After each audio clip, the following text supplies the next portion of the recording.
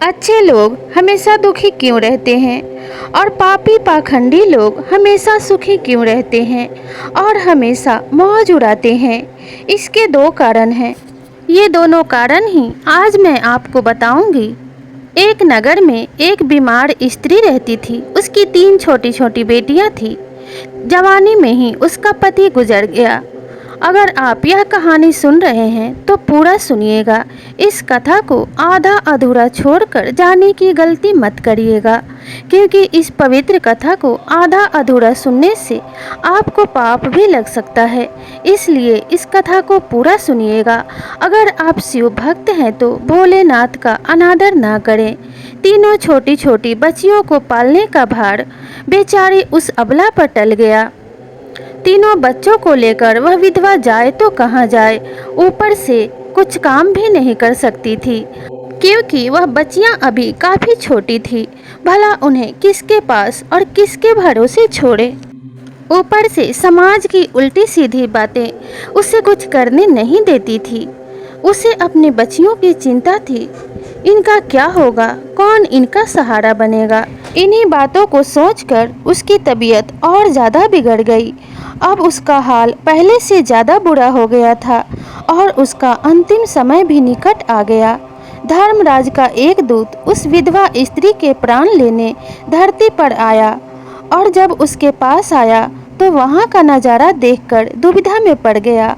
उसने देखा महिला जमीन पर पड़ी हुई है और उसके आगे पीछे कोई भी नहीं है। सिर्फ उसकी 3 बेटियां उसके ऊपर सिर रखकर रोई जा रही हैं और पड़ी हुई हैं। यह देखकर उसको दया आ गई और उसने अपने मन में विचार किया कि यह बच्चियां अपने माँ के साथ रो रो कर जाग रही हैं। यह बिना माँ के कैसे रहेंगी? इनका पिता तो पहले ही मर चुका है। अगर मैं इस स्त्री के प्राण हर ले गया तो ये बच्चियां किसके सहारे रहेंगी? कौन इनका पालन पोषण करेगा? यह सोचकर वह देवदूत उस स्त्री के प्राण लिए बिना ही लौट गया। धर्मराज कहते हैं, तुम तो इस स्त्री के प्राण लेने गए थे, फिर खाली हाथ कैसे आए? तब देवदूत कहता है कि हे स्वामी, मेरी गलतियों को क्षमा करें। मैं उस चाह कर भी उस स्त्री के प्राण नहीं हर पाया।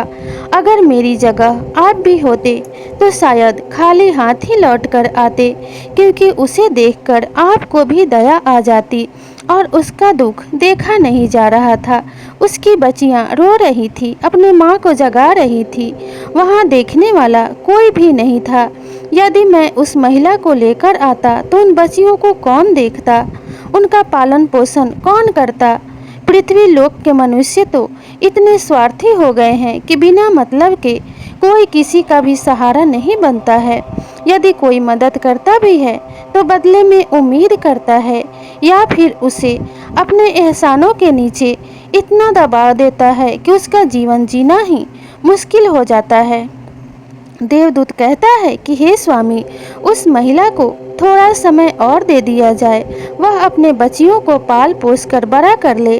फिर देवदूत की बात सुनकर धर्मराज उसे डांटते हुए कहते हैं कि अरे मूर्ख, ईश्वर की बनाई इस सृष्टि में ना तो किसी का एक क्षण घट सकता है और ना ही किसी का एक क्षण बढ़ सकता है।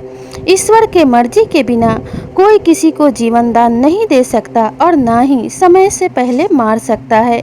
ईश्वर जो करता है सबके साथ अच्छा ही करता है। इसलिए तुम कौन होते हो ये सबका फैसला करने वाले, विधाता के नियम को बदलने वाले? तुमने तो यह करके ईश्वर के नियमों का उल्लंघन किया है। तुम्हें तो उस स्त्री के प्राण हर के लाना चाहिए था, इसलिए तुम्हें इसका परिणाम भी भुगतना ही होगा। जिस पृथ्वी के मनुष्य से तुम्हारी ममता है, उस पृथ्वी पर तुम मनुष्य बनकर अपना पाप भोगोगे। देवदूत कहता है कि हे स्वामी, धरती लोक से मेरा उद्धार कब होगा और कैसे होगा? तब धर्मराज उस देवदूत से कहते हैं कि जब तुम धरती लोक पे जाकर अपनी मूर्खता पे 3 बार खिलखिला के हंस लोगे, उसी क्षण तुम्हारा उद्धार हो जाएगा। इतना कहकर धर्मराज ने उसे धरती पे ढकेल दिया। देवदूत मनुष्य शरीर में धरती लोक पे नीचे आ चुका था। पृथ्वी लोक का भी एक नियम होता है। जब भी कोई शिशु पृथ्वी पर जन्म लेता है तो वह निर्वस्त्र होता है, उसके शरीर पे कोई भी वस्त्र नहीं होता। देवदूत ने जन्म तो नहीं लिया था, लेकिन वह धरती पे आया था तो वह मनुष्य के शरीर में बिना वस्त्रों के ही जैसे शिशु का जन्म होता है उसी प्रकार से आया था। और वह निर्वस्त्र ही एक सड़क के किनारे ऐसे ही पड़ा रहा और ठंड से ठिठुर रहा था। वहाँ से एक मोची गुजर रहा था। वह मोची अपने बच्चों को ठंड से बचाने के लिए कपड़े लेने जा रहा था। रास्ते में ठंड से ठिठुरते हुए एक नग्न व्यक्ति को देखकर उस मोची को दया आ गई। बाजार जाकर उसने अपने बच्चों के लिए कपड़े तो नहीं खरीदे, लेकिन उस देवदूत के लिए कपड़े और कंबल जरूर खरीद लिए और लाकर उस देवदूत को दिया और कहने लगा कि अरे भाई, तुम इस ठंड में ठिठुर रहे हो, लो मैं तुम्हारे लिए कपड़े और कंबल लाया हूँ। मोची के दिए हुए कपड़े वह देवदूत ले लेता है और मोची का धन्यवाद करता है और कहता है कि अरे भाई, तुमने मुझे कपड़े और कंबल तो दे दिए हैं, लेकिन मेरे पास रहने का कोई ठिकाना नहीं है, इसलिए मैं जाऊं तो कहाँ जाऊं। देवदूत की बात सुनकर मोची कहता है कि अगर तुम चाहो तो तुम मेरे घर पे रह सकते हो। मैं एक मोची हूँ, जूते चप्पल बनाने का काम करता हूँ। तुम मेरी कामों में हाथ बटा दिया करना और मैं तुम्हारा खाने पीने और रहने का सारा खर्चा उठा लूँगा। मोची की बात सुनकर देवदूत तैयार हो गया।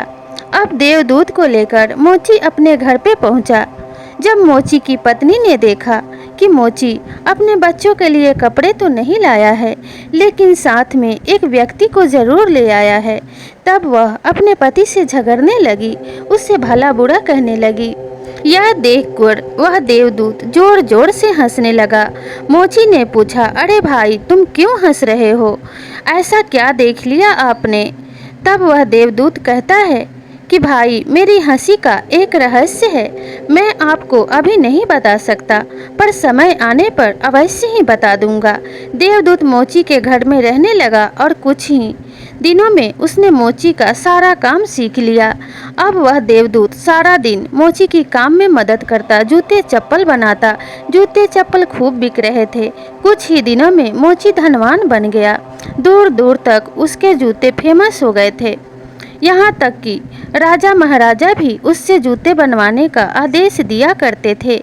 जब वह देवदूत उसके घर आया था, उसकी तो किस्मत ही चमक गई थी। धन की भी कोई कमी नहीं रही और इसी प्रकार से सब कुछ अच्छा चलने लगा। एक दिन की बात है कि उस नगर के राजा का सैनिक उस मोची के पास एक चमड़ा लेके आया और मोची से कहने लगा कि देखो, यह चमड़ा बड़ा कीमती है और हमारे महाराज इसी चमड़े के बने हुए जूते पहनेंगे, इसलिए तुम गलती से भी इसके चप्पल मत बना देना और इसके जूते बिल्कुल भी खराब नहीं होने चाहिए, नहीं तो महाराज तुम्हें दंड देंगे। और अगर तुम इसके जूते अच्छे बनाते हो तो महाराज तुम्हें बहुत बड़ा इनाम देंगे। इतना कहकर महाराज का वह सैनिक उस चमड़े को उस मोची को देकर चला गया। मोची ने देवदूत से कहा कि लो, इसके अच्छे से जूते बना दो। अगर तुमने अच्छा काम किया तो हमें इनाम मिलेगा, लेकिन अगर तुमने इसके गलती से चप्पल बना दिए तो महाराज हमें बहुत ही बड़ा दंड देंगे। देवदूत ने उस चमड़े को काटा और उसका चप्पल बनाने लगा। जब उसने चप्पल बना के तैयार कर दिए, चप्पल देखकर मोची की सांसें फूल गई। वह देवदूत को डांटने लगा और कहने लगा कि अरे मूर्ख, इतना समझाने के बाद भी तूने चप्पल बना दी। अब महाराज मुझे कितना दंडित करेंगे, बिल्कुल भी नहीं छोड़ेंगे। तू भी मरेगा और साथ में मैं भी मारा जाऊंगा। हमारे पूरे घर को फांसी लगवा देगा। मोची को अत्यंत दुखी देखकर देवदूत एकदम से खिलखिलाकर हंसने लगा। देवदूत को हंसता हुआ देखकर मोची बोला, अबे मूर्ख, क्यों हंस रहा है? एक तो तूने काम बिगाड़ दिए। राजा का सैनिक अगर जूते लेने आ गया तो मैं उससे क्या कहूँगा। तभी जल्दबाजी में राजा का सैनिक मोची के पास आया और कहने लगा कि मोची भाई, कल जो चमड़े मैंने तुम्हें दिए थे उसके जूते नहीं चप्पल बनाने हैं, क्योंकि राजा का देहांत हो गया है और यहाँ की प्रथा है कि जो भी व्यक्ति मृत होता है उसे चमड़े का चप्पल पहनाकर ही अर्थी पे लिटाया जाता है, इसलिए तुम चप्पल बना देना। दूसरे दिन उस मोची के दुकान पे एक बूढ़ी औरत 3 लड़कियों के साथ आई और उनके जूते के नाप देने लगी। उन लड़कियों को देखकर देवदूत ने पहचान लिया और उसे सारी पुरानी बातें याद आ गई कि कैसे उन लड़कियों पे तरस खाकर देवदूत उनके माता के प्राण लिए बिना ही यमलोक में लौट गया था और जिसके क्रोध में आकर यमराज ने उसे धरती लोक पे सजा के रूप में भेज दिया था। अब देवदूत ने उस बूढ़ी औरत से पूछा कि लगता है कि इन लड़कियों का पालन पोषण बहुत ही बड़े घराने में हुआ है। तब बूढ़ी औरत ने कहा कि हाँ, इन बच्चियों की माँ मर गई थी और मेरे पास कोई बच्चा नहीं था। मैं निसंतान थी, इसलिए मैंने इन तीनों बच्चियों को अपना लिया, अच्छे से पढ़ाया लिखाया, इनका पालन पोषण किया और आज ये एक बहुत बड़े खानदान की बहू बनने जा रही हैं। इन तीनों का विवाह मैं एक से एक बड़े घराने में कर रही हूँ, इसीलिए इनके जूते के माप देने मैं यहाँ आई हूँ। इतना कहकर वह बूढ़ी औरत वहाँ से तीनों लड़कियों के साथ चली गई। उसके बाद वह देवदूत अपनी मूर्खता पर जोर जोर से हंसने लगा। पास ही में वह मोची बैठा हुआ था। उसने जब देवदूत को हंसते हुए देखा तो कहा कि अरे भाई, इसमें हंसने वाली क्या बात है? तुम क्यों हंस रहे हो? आज तुम मुझे अपने हंसी का रहस्य बताओ। इस पर देवदूत ने कहा कि ठीक है, मेरा लक्ष्य भी अब पूरा हो गया है, इसलिए आज मैं तुम्हें अपने हंसी का रहस्य बताता हूँ। सबसे पहली बार मैं तब हंसा था जब तुम्हारी पत्नी मेरे आने के कारण तुम्हें भला बुरा कह रही थी, तुम्हें डंडे से पीट रही थी। इसलिए मैं उस समय हंस रहा था क्योंकि तुम्हारी पत्नी मेरे आने से होने वाले नुकसान और खर्चों को देख रही थी, लेकिन मेरे आने के कारण जो तुम अमीर बनने वाले थे उस चीज को नहीं देख पा रही थी और तुम्हें भला बुरा कह रही थी, तुम्हें मार रही थी। इसीलिए मैं हंस रहा था कि मनुष्य कितना अज्ञानी होता है, आने वाले लाभ को नहीं देख पाता, लेकिन तुरंत जो उसे घाटा लग रहा होता है बस उसे उस पे ही ध्यान होता है। दूसरी बार मैं तब हंसा जब राजा का सैनिक जूते बनाने के लिए चमड़ा दे गया था। मैं एक देवदूत हूँ, इसलिए मुझे पता था कि राजा की मौत होने वाली है, इसलिए मैंने जूते की जगह चप्पल बनाई और इस पर तुम मुझे भला बुरा कह रहे थे, मुझे डांट रहे थे, इसलिए मुझे हंसी आ गई कि मनुष्य कितना अज्ञानी होता है। और तीसरी बार मैं अभी इसलिए हंसा हूँ क्योंकि मेरे मूर्खता के कारण ही आज मैं धरती लोक पे हूँ, क्योंकि ये तीनों लड़कियां जो अभी अभी यहाँ आई थी, इनकी माँ बहुत बीमार थी और जब वो मरने वाली थी, उसका आखिरी समय आ गया था, तब मैं ही इनके माता के प्राण हरने के लिए धरती पे आया था।